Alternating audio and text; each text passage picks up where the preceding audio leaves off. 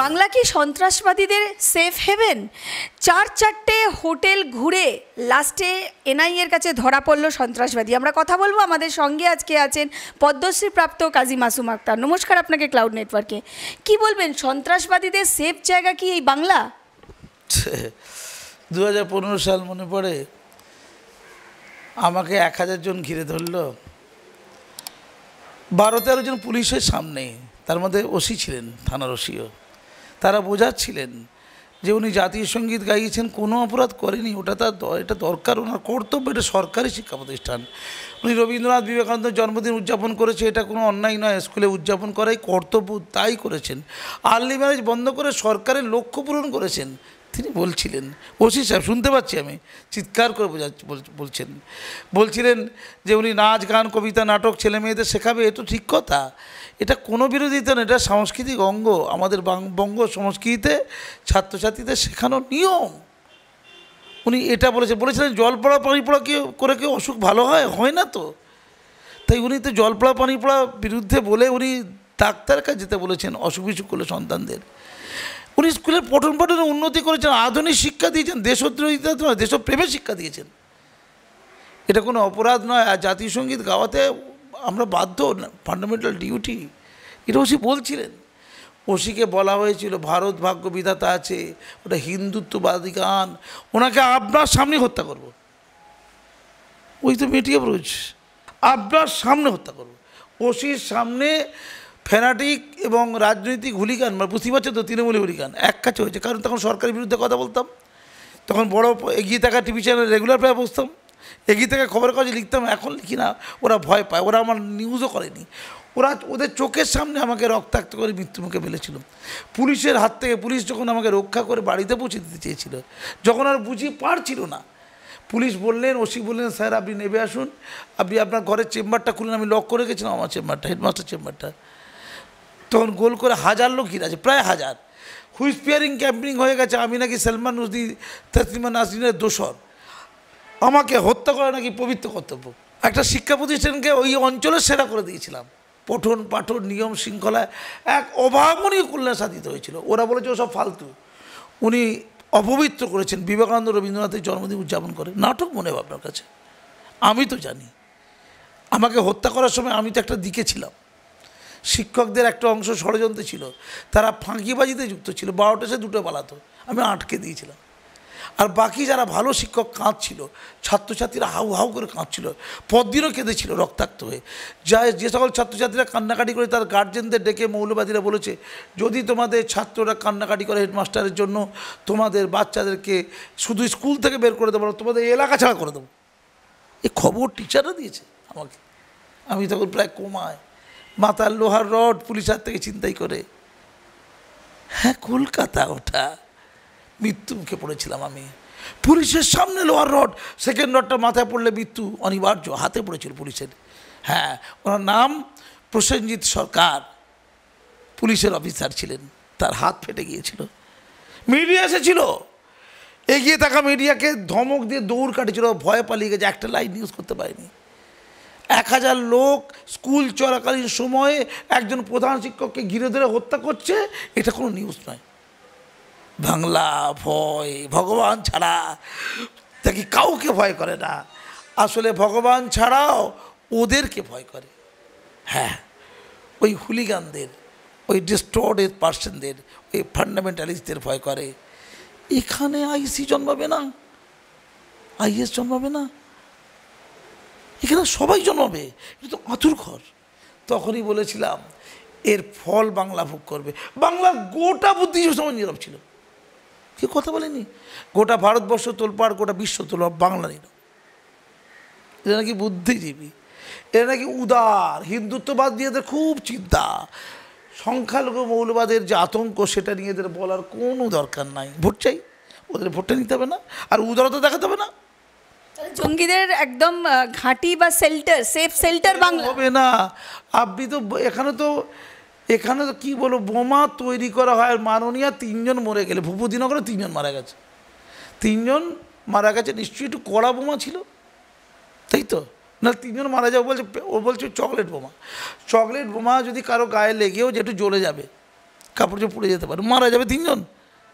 তাহলে মাননীয়ার কারখানাতে বুড়িমা চকলেট বোমার জায়গায় মাননীয়া চকলেট বোমা তৈরি হয়, যে বোমাতে মানুষ মারা যায়।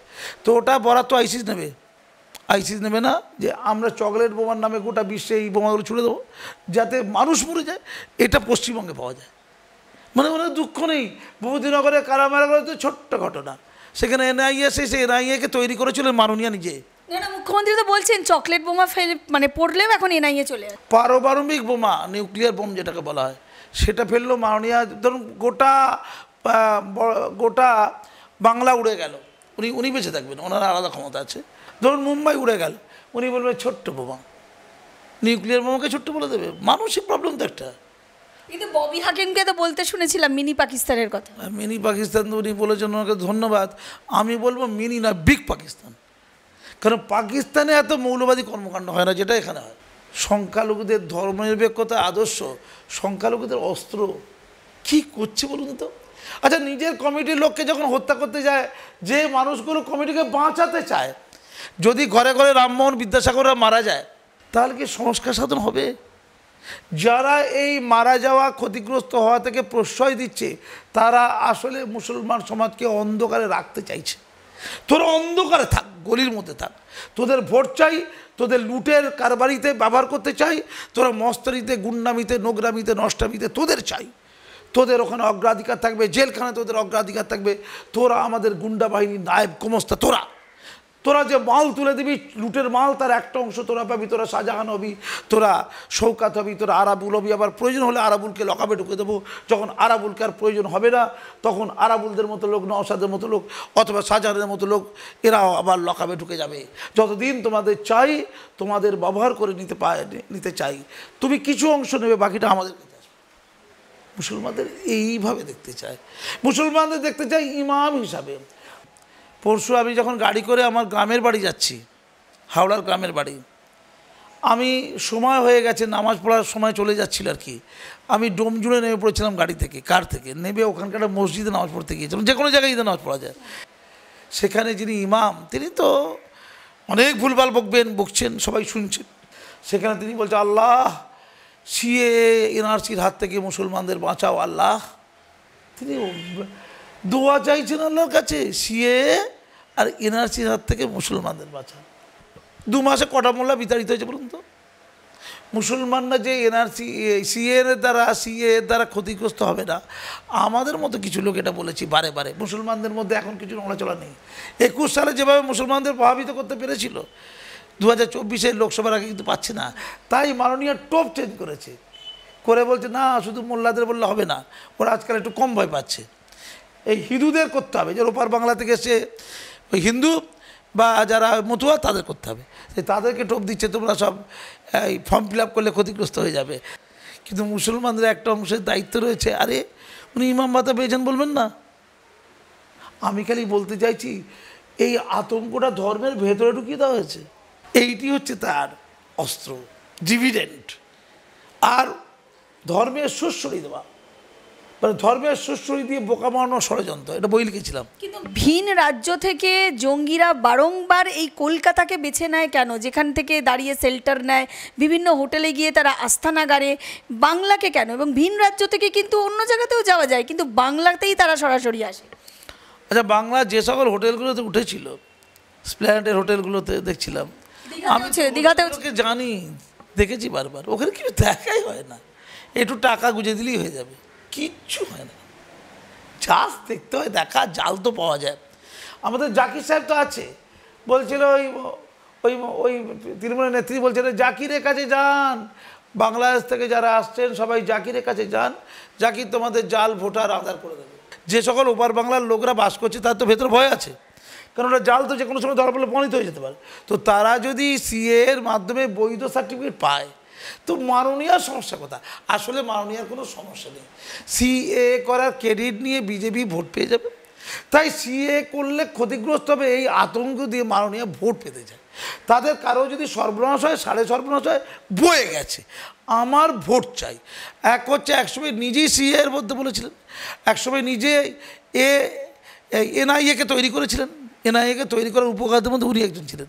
এখন বলছে এনআইএ খুব খারাপ, তখন ছিল খুব ভালো, তখন তিনি বিরোধী নেত্রী ছিলেন, খুব ভালো। আসলে মাননীয়া যেটা বলছে ধরে নিতে হবে, কয়েক বছর আগে তিনি তার উল্টো বলেছিলেন। মানুষ যা বলবেন আপনাকে আগে থেকে তৈরি থাকতে হবে। তো মাননীয়া যেটা যেটা বলবেন, উনি পিজিবি সম্পর্কে বলছেন, আগে বলেছিল বিষধর সাপ, যেখানে সিপিএম দেখিবে বিষধর সাপ হিসেবে তাকে ভাবিবে, ওই জ্যোতিপ্রিয় মল্লিক বলেছিল। এবং যদি মরেও যায় গলা শুকিয়ে গেলে মরে গেলে তুমি বামেদের কাছ থেকে এক গ্লাস জল পান করবে না, শুধু বাকিগুলোর কাছে ওই রেশনের চুরির টাকাটা খাবে, জ্যোতিপ্রিয় বলেছিলেন এইসব চিঠিপত্র ইডি ফিডি সিবিআই দিচ্ছে, আমাকে ছোঁয়ার ক্ষমতারই কারো বাপের ব্যাটারি আমাকে ছোবে। জ্যোতিপ্রিয় ভাই কোথায় যে যাই, একটু রোগা হয়ে গেছে শুনলাম না, একটু মনটা যেন বেজার। মাসুমবাবু, এই রেশন দুর্নীতি, যেহেতু আপনি জ্যোতিপ্রিয় মল্লিকের কথা তোলেন, রেশন দুর্নীতিতে কিন্তু 350 কোটি টাকা, সেই দুর্নীতির টাকা কিন্তু জ্যোতিপ্রিয় মল্লিক মানে খাদ্যমন্ত্রীর টাকা বিদেশে পাচার হয়েছে, সেটা কোথায় না দুবাইতে। এবং ইতিমধ্যেই কিন্তু তার যে দুটো বাড়ি, সল্টলেকের বাড়ি, সেই বাড়ি কিন্তু বাজেয়াপ্ত করছে ইডি। কি বলবেন? আচ্ছা, বাড়িগুলো আমাদের দিতে পারে তো, খুব খারাপ অবস্থার মধ্যে আছে। ওই জন্য দুটো বাড়ি বাজেপ্ত হয়েছে, 2000 হয়নি তো, 2000 আছে বাড়ি, নামে বেনামে, কুত্তার নামে ছিল না, পার্থ চট্টোপাধ্যায়ের দোতলা বাড়ি, আইসিসি ডগের নামে ছিল, কুকুরের নামে ফ্ল্যাট ছিল। যদি পার্থ চট্টোপাধ্যায় কুকুর হতে পারতাম, কি সুখে থাকতাম, আমাকে ট্রান্সফার করতো না। উনি তো ওর পিতার ঘরে আর একটু টাকা যাওয়ার জন্য আমাকে ট্রান্সফার করেছিলেন, ওই পার্থবাবু করেছিলেন ট্রান্সফারটা। পার্থবাবু ভালো আছেন তো? হ্যাঁ, ওর পিতার ঘরে কেউ টাকা দিয়েছিল, 4 লাখ টাকা পেয়েছিলেন ট্রান্সফার, 4 না 6 লাখ, ওই টাকাও ছাড়েন না উনি, কোনো টাকা আমি ছাড়ি না। একজন মিষ্টির ব্যবসায়ী দিয়েছিল, যেহেতু তাকে ওই স্কুলের ওই প্রেসিডেন্ট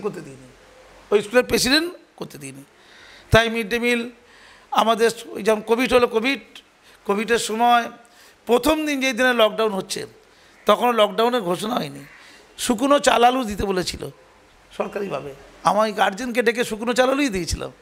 শিক্ষকরা কেউ আসেনি, লিখে পাঠিয়েছিলাম, তাদের বিরুদ্ধে কোনো পদক্ষেপ হয়নি, হেডমাস্টার গিয়েছিল। একটা এনজিও সবগুলো দেয়, এনজিও সবগুলো প্রোভাইড করতে পারে, নিজের পয়সা কিনে দিয়েছিলাম, গার্জেনদেরই দিয়েছিলাম। অন্য স্কুলে ছবি দেখাচ্ছে ছাত্ররা নাকি 2-1 এসছে, আর আমাদের স্কুলে গার্জেনরাই এসেছিলো, আর আমার স্কুলের নাম দেখাচ্ছে টিভি চ্যানেল। উনি টিভি চ্যানেলে নিউজ দেখলেন, কোনো কিছু জিজ্ঞাসা করার প্রয়োজন বোধ করলেন না। স্কুলে গোটা পশ্চিমবঙ্গে কয়েক হাজার স্কুলে ছাত্ররা এসে মিড ডে মিল নিয়ে গেছে, তারা বুঝতে পারেনি গার্জেনরা এসে কীভাবে নিতে হয়, ধারণাও ছিল না। যদি গার্জেনদের সাথে 2-1 ছাত্র এসে থাকে, তো প্রধান শিক্ষকের কাজ কি তরোয়াল দিয়ে কেটে দেওয়া না তাড়িয়ে দেওয়া? তরোয়াল দিয়ে কেটে দেওয়া উচিত ছাত্রদের গলা। আমার স্কুলে নাকি 2 বাচ্চা এসছে, গার্জেনের সাথে নাকি 2 ছাত্র এসছে, এই অভিযোগ। তাই কোনো তদন্ত হলো না, টিভি চ্যানেল বলেছে, টিভি চ্যানেল দেখিয়েছে, আসলে অন্য স্কুলে ছবি দেখিয়েছে, আমার স্কুলে শুধু গার্জেনরাই আছে চ্যালেঞ্জ করছে। কিন্তু আমাকে তাড়াতে হবে, 4 লাখ পেয়েছে না, 4 লাখ 5 লাখ ওই ওর পিতার ঘরে রাখা আছে, টাকাটা এখন আছে, এই ওটা তো এখন নিয়ে নিয়েছে না, সিবিআই না কারা তো তুলে নিয়েছে ওই টাকাটা, এই এখানকার টাকা, ওই যাদবপুরের টাকা যেখান থেকে তাড়ানো হয়েছিল আমাকে।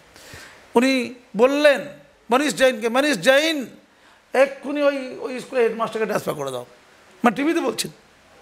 তদন্ত হলো না, জিজ্ঞাসাবাদ হলো না, শোকজ হলো না, বলার সুযোগ দিল না, 1 ঘন্টার মধ্যে ট্রান্সফার অর্ডার চলে এলো, ট্রান্সফার অর্ডার।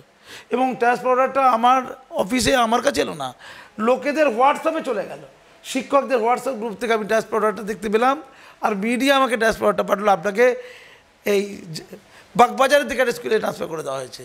পার্থবাবু 1 ঘন্টার মধ্যে ট্রান্সফার করে দিলেন। আচ্ছা, আপনি হীরক রাজার দেশ বলবেন না, ওটা অনেক উন্নত মানের ছিল। আচ্ছা, পাগলামি তো সীমা থাকে। মাননীয়া আপনার শৃঙ্খলা রক্ষা কমিটির চেয়ারম্যান ছিলেন, মাননীয়া এটা কি সরকার চলছে? হ্যাঁ মাননীয়া, কাকে ট্রান্সফার করলেন? যে মানুষকে আপনি শিক্ষারত্ন দিয়েছিলেন। হ্যাঁ, পার্থবাবু দাঁড়িয়ে হাসছিলেন আনন্দে, আপনি আমার হাতে তুলে দিচ্ছিলেন। যে মানুষকে দ্রোণাচার্য দিয়েছে এগিয়ে থাকা খবরের কাগজ, রাজ্যের সেরা প্রিন্সিপাল হিসাবে, যে মানুষকে শিক্ষারত্ন দিয়েছে শিক্ষা সাহিত্যে, সম্ভবত বাংলার ইতিহাসে বা ভারতীয় ইতিহাসে সবচেয়ে কম বয়সে শিক্ষা সাহিত্যে পদ্মশ্রী পাওয়া, হ্যাঁ এই কাজই মাসুবার্তা। ওই ইস্যুতে তাকে বিতাড়িত করা যায়? এটা কোনো ইস্যু হলো যে গার্জেনদের সাথে 2 ছাত্র নাকি ওই মিড ডে মিল নিতে এসছে, তখন কোভিড লকডাউন শুরু হয়নি, তার একদিন আগে উচ্চ মাধ্যমিক পরীক্ষা হয়েছে, তার একদিন আগে উচ্চ মাধ্যমিক পরীক্ষাতে লক্ষ লক্ষ ছাত্র পরীক্ষা দিতে এসছে, তার একদিন আগে, তার পর দিনেই এই ঘোষণাটা হয়েছে। আপনি কল্পনা করতে পারছেন? এটা পশ্চিমবঙ্গ। আমি পরিষ্কার বলছি, মাননীয়ার গরমে এখন প্রচণ্ড বিধ্বস্ত, এমনিতে ওনার মানসিক প্রবলেম আছে। 42টা কেন্দ্রেই ওনাকে ট্রিটমেন্ট করা হোক, ওনাকে পারলে মুখটা বন্ধ করার পরামর্শ কেউ দিক, নতুবা একটার পর একটা ভুল ভাল বকে যাবে। উনি ঈদের সভাতে গিয়ে বলেছেন, তার আগেও বলেছেন, মুসলমানদের ভয় দেখাচ্ছে, এই তোমাদের বিয়ে করতে দেবে না, মানে মুসলমান পুরুষরা বিয়ে করার জন্য যেন মুখিয়ে থাকে। দুর্নীতি নিয়ে কি বলবেন? রেশন মন্ত্রী মানে খাদ্যমন্ত্রী জেলে, শিক্ষামন্ত্রী, প্রাক্তন শিক্ষামন্ত্রী জেলে, এবং একটার পর একটা তাদের সম্পত্তি বাজেয়াপ্ত হচ্ছে। এটা তো ধরে ফেলেছে রচনা, এটা রচনা ধরে ফেলেছে। আপনি রচনাকে তুচ্ছ ভাববেন না, রচনা তো এখন ধোঁয়া দেখছে না, ওটা শিল্প। তো রচনা ধোঁয়া বলতে দূষণ শিল্পের কথা বলতে চেয়েছে। আপনারা ব্যাখ্যা ঠিক করুন। রচনা কি দেখেছেন? হুগলিতে ধোঁয়া দেখেছেন? তো ধোঁয়াটা কি করতে পেরেছে? কলকারখানাতে বেরোচ্ছে দুর্নীতি বক্তব্য। আচ্ছা, কলকারখানা ধোঁয়ায় দূষণ দেখে তো, তাহলে উনি দূষণ শিল্প দেখতে পেরেছেন। দুর্নীতি যে দূষণ শিল্প, বাংলার প্রধান শিল্পের নাম কি? দুর্নীতি শিল্প। উনি রূপক হিসেবে বলেছেন ওটা আর কি, কারণ বাংলায় একটা মাত্র শিল্প আছে, সেই শিল্পের নাম দুর্নীতি শিল্প। যে যেখানে যতটা পারে সে সেখানে ততটাই দুর্নীতি করে, এটা হচ্ছে প্রথম কাজ। আর দুর্নীতিতে এমন বাংলা পরিচালিত হয়েছে, মাননীয়া ওই ঘেরাটোপ থেকে জীবনে বেরোতে পারবে না। যতদিন তিনি বেঁচে থাকবেন, যেদিকে তাকাবেন শুধু দুর্নীতি দেখবেন। নাহলে ওনাকে যে ডাকাতরানি বলল, সে তার কাছে হয়ে গেলে এত দামি। আমি পরিষ্কার বলছি, জ্যোতিপ্রিয় মল্লিকদের জন্য বা যারা সরকারি আধিকারিক মূলত তাদের জন্য 1.5 বছর আগে থেকে হাইকোর্ট চাইছে যে তাদেরকে যাতে করে বিচার করা হয়, তার জন্য অনুমোদন, সরকারি অনুমোদন। 1.5 বছর ধরে দেয়নি। রিসেন্ট বলেছে ভোট না মিললে ওই অনুমোদন দেওয়া যাবে না। ধমক দিয়েছে জাস্টিস জয়মাল্য বাগচি। তিনি বলেছেন, ইয়ার কি পেয়েছো, 1.5 বছর ধরে দাওনি, এখন ভোট দেখাচ্ছ, এই 23শে এপ্রিল মতো দিতে হবে বলেছে। অর্থাৎ ওদেরকে জেলে ঢোকানো যাবে না, এদের তো ওপেন দাঁড়িয়ে শ্যুট করা উচিত। কিন্তু মুখ্যমন্ত্রীই তো বলেছিলেন যে ঘরে ঘরের মহিলাদের যে প্রেম করা ভালো, আমরা বলি বাড়ির বউদেরকে প্রেম করার কথা বলেছি। অতৃপ্ত মুখ্যমন্ত্রী যদি প্রেম করার কথা বলে, তার মন্ত্রিসভায় তো চাহিদা, উনি বিয়ে করতে পারেননি, ওনার জীবনে এই সাংসারিক ব্যাপারটা এলো না, কি করে আসবে বলুন তো? দেশ সেবায় নিজেকে নিবেদিত করে দিয়েছেন। তো এমন একজন ব্যক্তি যিনি জীবনে সংসার করলেন না দেশের জন্য, মানুষের জন্য, ধর্ম করলেন, সংসার ধর্ম, এমনি ধর্ম করেছেন, তিনি সব ধর্ম করেছেন, ব্রাহ্মণ ধর্ম করেছেন, ইসলাম ধর্ম করেছেন, বৌদ্ধ ধর্ম করেছেন, খ্রিস্টান ধর্ম করেছেন, জৈন ধর্ম করেছেন, শিখ ধর্ম করেছেন, কিন্তু যেখানে যেন ভোট থাকে সেখানে যেন ধর্মটা করে। কিন্তু কেন্দ্রের বঞ্চনার কথা বারবার বলার পর কিন্তু বিজেপির তরফ থেকে প্রত্যেকটা লোকসভা কেন্দ্রে ধরে ধরে শ্বেতপত্র প্রকাশ করা হলো, কারণ বলাই হচ্ছিল যে কেন্দ্র টাকা দিচ্ছে না, বঞ্চনা করছে কেন্দ্র এত। বিজেপি তো শ্বেতপত্র প্রকাশ করলো, কি বলবেন? দেখুন, বিজেপিতে না কিছু লোক মনে হয় কেন্দ্র কিছু টাকা পয়সা দেবে, লোকসভায় দাঁড়ানোর জন্য পাগলা হয়ে আছে দেখলাম। এটা মনে হয় মোদিজিরা বুঝেছেন, পরিষ্কার কথা বলছি। কোনো টাকা পয়সা যেগুলো ভোটের জন্য ব্যবহৃত হচ্ছে, যে দলই দিক না কেন, সেটা কোনোভাবে কোনো চালাকির দ্বারা কারো পকেটে স্থান লাভ করবে, এটা আমি মেনে নেব না। মোদিজিকে বলছি, 42টা কেন্দ্রে যত জায়গায় আপনি টাকা দিয়েছেন, এখানে অনিষ্টির ব্যাপার আছে। আমি তৃণমূলকে একই কথা বলছি। আপনারা হয়তো কেউ কেউ বলবেন হয়তো ইলেকটোরাল বন্ড, সেটা কেন্দ্রে বিজেপি যতটা পেয়েছে বলে আলোচনা হচ্ছে, আর তৃণমূল যা পেয়েছে, রাজ্য বেশি দেখলে সেই বিজেপির চেয়ে তৃণমূল অনেক বেশি পেয়েছে, রাজ্যের বেশি যদি দেখা হয়। কংগ্রেসও নিয়েছে, কম নিয়েছে। আরে অন্যায় যদি হয়ে থাকে, কেউ কেউ বলছে ইলেকট্রাল বন্ডের জন্য ধিক্কার ধিক্কার, আমি বিতর্কে যাব না, আমি বুঝি না, বলো আমি ওটা বুঝি না। যদি ওটা অসৎ পথে হয়ে থাকে, পাপ করেছে, বামেরা নাকি নেয়নি, ধন্যবাদ জানাচ্ছি। মাননীয়া, আপনার দলে যারা যারা আছে শুনেছি তো আবার কেউ টাকা দিয়ে নাকি টিকিট নেয়, এমপি টিকিট টাকা দিয়ে নেয়। আপনি কল্পনা করতে পারছেন? আচ্ছা, যারা টাকা দিয়ে নিয়েছে, ধরুন কেউ 2 কোটি টাকা দিয়ে এমপি টিকিট নিয়েছে, সে তো প্রথমেই যদি জিতে যায়, সে তো 10 কোটি তুলবে আগে তো তাকে তো তার উচিত। ভোট গণতন্ত্র কি ভয়ঙ্কর জায়গায় দাঁড়িয়ে না। আমি বিজেপিকে বলি, আমি মোদিজিকে বলি, আপনি গ্যারান্টি দিয়েছেন, সততার গ্যারান্টি, আপনি পশ্চিমবঙ্গে, আমি ভারতবর্ষের কথা বলতে পারবো না, পশ্চিমবঙ্গে 42টা লোকসভা কেন্দ্রে যে টোটাল টাকা যেভাবেই দিন আপনি পাই গন্ডার হিসাব নেবেন। মোদিজিকে ধন্যবাদ জানাচ্ছি, উনি শ্বেতপত্র প্রকাশ করতে বলেছেন, করছেন, অত্যন্ত ধন্যবাদ আপনাকে। এটা তৃণমূল করুন, উচিত। ভোটের নামে কিছু লোক টাকার ভণ্ডামি করবে, কিছু লোক টিকিট পায়নি, জানেন তাদের দুঃখটা কেন? তারা জানে হারবে, কিন্তু ওরা ওই যে ইলেকশন করার জন্য যে টাকা পয়সাটা হয় 1.5 মাসে, ওইটা নেওয়ার জন্য পাগল হয়েছিল, ওটা পাইনি, হোয়াটসঅ্যাপ গ্রুপ থেকে পালাচ্ছে। টাকা ইনকাম হলো না, পার্টিতে থাকবো কেন? আচ্ছা, কেউ বিজেপিতে গেছে, কেউ বলছে আমার তো বিজেপি থেকে অনেক ক্ষতি হয়ে গেছে, তো বিজেপিতে কি পয়সা লাভ করতে এসেছিল? তৃণমূলে গিয়ে কেউ যায় পয়সা লাভ করতে? ত্যাগ করতে যায় তো। একটা দলকে আদর্শগতভাবে ভালোবাসি, শ্রদ্ধা করি, তার জন্য আমি আমার যা কিছু সময়, মর্যাদা, গায়ের ঘাম সব দেব মানুষের কল্যাণার্থে। নাকি ইনকাম করতে গেছে? যে লোক বলছে আমি এই পার্টিতে গেছি, পার্টিতে যাওয়াতে আমার ইনকাম হচ্ছে না, তাকে তো আগে পার্টি থেকে দেওয়া উচিত। ইনকাম করতে গেছে নাকি? আমরা যারা স্রোতের প্রতিকূলে হাঁটছি তারা তো রক্তাক্ত হয়েছি, তারা তো মৃত্যুমুখে পড়েছি, তারা তো ট্রান্সফার হচ্ছি সকাল বিকাল। আমরা কি বলছি বিনিময়ে টাকা দাও? কি বলছি উত্তর দিন। বলছি ভোটের টিকিট পেয়ে যদি হেরে যাবে নিশ্চিত থাকে, তারপর যদি ভোট দেওয়া মানে জনপ্রতিনিধি করতে হবে, নাহলে সব হোয়াটসঅ্যাপ গ্রুপ থেকে পালিয়ে যাবো। তারপর দেখছি ওই দিকে যাওয়া যাবে না, ওরা তো নিচ্ছে না, ওই পক্ষ তো নিচ্ছে না। টিকিট মানে তো হয়, টিকিট মানে তো খ্যাতি, প্রতিপত্তি।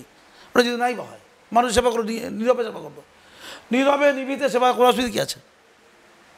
যারা বড় বড় ফোটারি মারছে, জাতীয় সঙ্গীত গাইতে গিয়ে যখন আক্রান্ত হয়ে মৃত্যুমুখে পড়েছিলাম, লো রড পেয়েছিলাম, এখনও তো একবারও প্রতিবাদ করে কথা বলেনি, বলে ভারত মাতা কি জয়, একবারের জন্য প্রতিবাদ করেনি। ওই রডটা তো আমার মাথায় পড়েনি, ওটা ভারত মাতার মাথায় পড়েছিল, ভারত মাতার মাথায় পড়েছিল, ওটা ভুলে গেছে? ভাও তাকে মাসুমাকতে বিখ্যাত হয়ে যাবে। যদি ওনাকে নিয়ে টিভি চ্যানেলে যদি ইন্টারভিউতে বলে দিই যে দেশদ্রোহিতার কাজ করছে এই সরকার, যারা হামলা করেছিল তাদের বিরুদ্ধে উনি একলা লড়ছেন কোর্টে, মানে আমি এখনও লড়ছি কোর্টে, ওদের মধ্যে জামিনযোগ্য ধারা দিই, জানেন? ওরা ওয়ারেন্ট হয়েছে কিন্তু জামিনে তো ওরা বাইরে ঘুরে বেড়াচ্ছে। একলা লড়েছি, রক্ত দিয়েছি, জীবন দেওয়াচ্ছে, জীবন বিপন্ন করেছি, কোমায় চলে গেছি, এখনও কোর্টে ওদের বিরুদ্ধে একলা লড়ছি, একলা। একে বলে সততা। হ্যাঁ, টিকিট দরকার হয়নি, টিকিটের জন্য আমার হোয়াটসঅ্যাপ গ্রুপ ছেড়ে দেওয়ার প্রয়োজন হয়নি। এখনও বাংলায় কেউ বেঁচে আছে, আমি নিজে উদাহরণ দিতে রাজি আছি। আমি মোদিজিকে বলি এদের থেকে সাবধান, ভয়ঙ্কর, যখন তখন পাল্টি খাবে এরা। ওই আমাদের ঘর শত্রু বিভীষণের মতো আরো ভয়ঙ্কর, যে কোনো সময় ডেসে নিতে পারে। কি বলবেন ইসবার 42 পার? আমি পাটটার যাই না, আগে বিশ্বাসঘাতকদের কাছ থেকে মুক্ত করি। চারিদিকে বিষাক্ত বিশ্বাসঘাতকদের ভয়ঙ্কর ফোনা ঘুরছে। ভারত মাতা কি যায়, পয়সা না পেলে দুবাস করে ফস করে একদম ছবল দিয়ে দেবে, এক ছবলেই ছবি করে দেবে, এক ছবলেই ছবি করে দেবে। কি বললাম? ইস্পার পার উস্পার পার, ও তো আমি বলবো কোথেকে?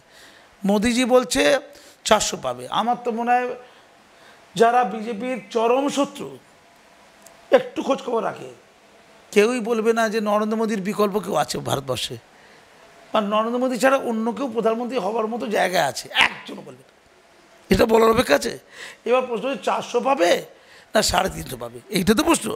পাবে তো বটেই, 400 পেলেই কি, 410 পেলেই কি, আর 380 পেলেই কি, সর্বোচ্চ পাওয়া বলে।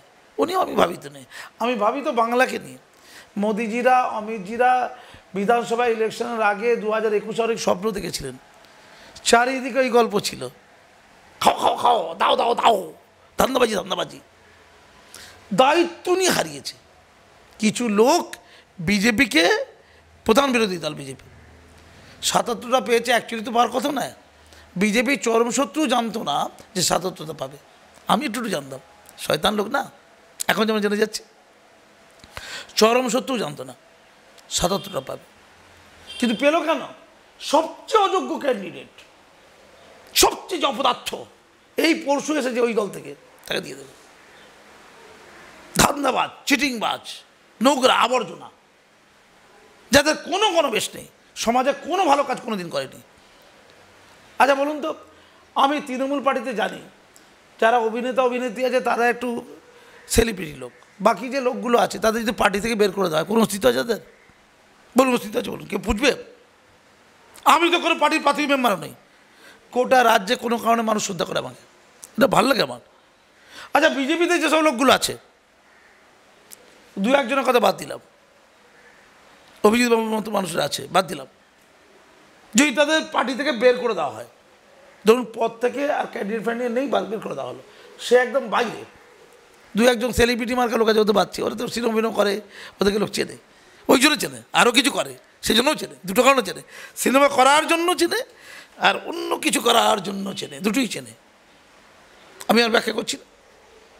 তাদের যখন বের করে দেওয়া হয়, বলুন তো একটা লোক ফিরে তাকাবে? রাস্তাটা কুকুর গিয়ে কেটে সামনে দাঁড়াবে, এই অবস্থা।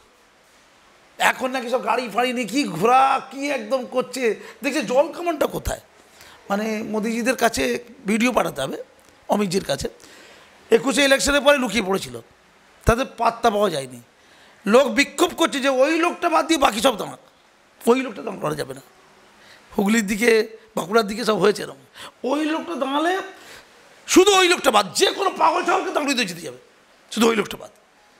কারণ কি, তার প্রতি মানুষের প্রবল ঘৃণা, মোবাইল অফ করেছিল। আর যেই এই 24 ইলেকশনটা আসছে, সঙ্গে সঙ্গে দেখলো জল কামানোর সামনে পড়তে হবে, ধাম করে পড়ে যেতে হবে, কেঁদে উঠতে হবে, প্রচণ্ড কাঁদতে হবে, মহিলাদের জন্য কাঁদতে হবে, ওই ছবিটা ভিডিওটা অমিতজিকে পাঠিয়ে প্রতারিত করতে হবে, ঠিক সেই কাজটা হলো। ঠিক 24 ইলেকশনে 6 মাস আগে 8 মাস আগে ওই অভিনয় শুরু হয়ে গেল, টিকিট পেয়ে গেছে, কেউ কেউ টিকিট পেয়ে গেছে, লক্ষ্য পূরণ। মোবাইলটা অফ করেছিল যখন রেপ হচ্ছে মেয়েটি, তার ভাই ফোন করছিল, ফোন ধরেনি, যখন খুন হচ্ছে ভাইটি, বোনটি ফোন করেছিল, ফোন ধরেনি। আমি জানি আমাকে ফোন করেছে তারা, বলছে এমপিকে এমএলএকে ফোন করে পাইনি, আপনাকে ফোন করছি দাদা বাঁচান। আমি চেষ্টা করেছি যেখানে যেখানে বলার। এটাই রাজনীতি, কিন্তু বিষয়টা হচ্ছে যে আপনার অভিজ্ঞতা কি বলছে, কারণ অনেকেই ইতিমধ্যে সমীক্ষা করেছে। কি মনে হয়, আগের বারে ছিল 18টা, এবার কি পরিস্থিতি? আমি এটা বলতে পারবো না, কেন কী করে বলো বলুন তো। আগের বার 18 পেয়েছে, আমি অবাক হয়ে গেছি কেউ পেয়েছে, কিন্তু তখন না বিজেপি পরীক্ষিত ছিল না, বিজেপির ক্যান্ডিডেটদেরকে এমপি ইলেকশনে দাঁড় করিয়ে তারা এমপিতে জয়লাভ করে পার্লামেন্টে গিয়ে বাংলা বা মানুষের জন্য প্রচুর কাজ করে দেবে এরকম ধারণা ছিল। অধিকাংশ এমপি কিন্তু ব্যর্থ, ফলে 2019-এর সাথে আপনি 2024-এর তুলনা করলে মানুষের আশাভঙ্গ হয়েছে বলা যায়। বেশ কিছু এমপির বিরুদ্ধে বা কয়েকজন এমপির বিরুদ্ধে যারা সিটিং এমপি ছিল তাদের বিরুদ্ধে গোজ প্রার্থী দিয়েছে বিজেপির পক্ষ থেকে, বিজেপি লোক দিয়েছে, এত অখাদ্য তারা। তারপরে যত সময় পায়ে পড়ে গেছে, পায়ে পড়তে পারে ভাই, পা ছাড়বে না। আগে দিদির পায়ে পড়েছিল কেউ কেউ, সবাই না, পায়ে পড়াটা খুব ভালো জানে, সেই পায়ে পড়ে আবার টিকিট দিয়েছে, তো কোটটাই পরে ঘুরে বেড়াচ্ছে। খিরে ভাই, আমি বুঝতে পারছি না, লক্ষ্য হচ্ছে যে কোনো প্রকারে করে কমে খাওয়া। এটা কি রাজনীতি? মানুষের সেবা করার জন্য কেউ ইনকাম করে? আমার ঘর বাড়ি হবে না কেন? আমি পরিষ্কার বলছি, বিজেপিকে বলছি, আমি কেন্দ্রীয় নেতৃত্বকে বলছি, প্রতিটা পাই ঘন্টার হিসাবে জাল বিল ভাউচার দিয়ে দেবে, জাল বিল ভাউচার। কাউকে 2 লাখ দিয়ে বলো 10 লাখ দিয়েছি, off the record. Cultural programme হচ্ছে 2 লাখ খরচা, 10 লাখ টাকার বিল ভাউচার দিয়ে দেবে, আপনি তো মুরগি হয়ে যাবেন, বোকা পড়ে যাবেন। দেখিয়ে দেবে একটা কালচারাল, একটা নাচে ধরুন না, একটা ডান্সার, তাকে দিয়েছে অ্যাকচুয়ালি 10,000 টাকা, তাতে 2 লাখ টাকা লিখে নিয়েছে, বলেছে ভাই তোমাকে লিখে দিতে হবে কিন্তু, বা ব্ল্যাঙ্কে সই করে দাও, আমরা ফিল আপ করে দিচ্ছি। কীভাবে হয় বলে দিচ্ছি। এই নষ্টামি ওরা হয়তো অনেকেই জানে, সহ্য করে নিচ্ছে, কী করবো আর, কতদিন সামলাবো। অন্য রাজ্য টুকটাক হয়, এখানে বেশি হচ্ছে হয়তো। বাঙালিদের বদনাম হচ্ছে, এরা চারিদিকে চুরি করবে, ক্ষমতায় গেলে চুরি করে লুটপাট করে ছেড়ে দেবে, ক্ষমতার এই অন্যায়ের বিরুদ্ধে যারা প্রতিবাদ করছে তারাও একদম লুট করবে। 2 ধরনের লুট, যাবে কোথায় মানুষ? আমি অত্যন্ত অরিট, আমি আরএসএসকে বিজেপিকে বলি, স্বচ্ছ ভালো লোক প্রচুর ওখানে আছে, তাদের বলি আপনারা জোটবদ্ধ ঐক্যবদ্ধ হন, বাংলার মানুষকে বাঁচান। যারা বিরোধী কণ্ঠ, যারা স্বপ্ন দেখাচ্ছেন যে বাংলায় এই অপশাসন অবসান করে আমরা আসবো, আমরা কারা সেই মানুষগুলোকে বুঝে নিতে হবে। ওখানে পাপ করিয়া আছি, এবার এখানে আসিয়াছি, এখানেও পাপ কর্ম সম্পাদন করিব, তারপরে নতুন কেউ এলো সেখানেও চলিয়া যাইব, সেখানেও পাপ কর্ম লুটপাট নোংরামি নষ্টামি সম্পাদন করিতেই থাকিব। আমরাই বাংলা চালাবো, আজ নয় অনন্তকাল। ধন্যবাদ। অসংখ্য ধন্যবাদ আমাদের দর্শক বন্ধুদের যারা এতক্ষণ অনুষ্ঠানটি মন দিয়ে শুনছিলেন। নমস্কার।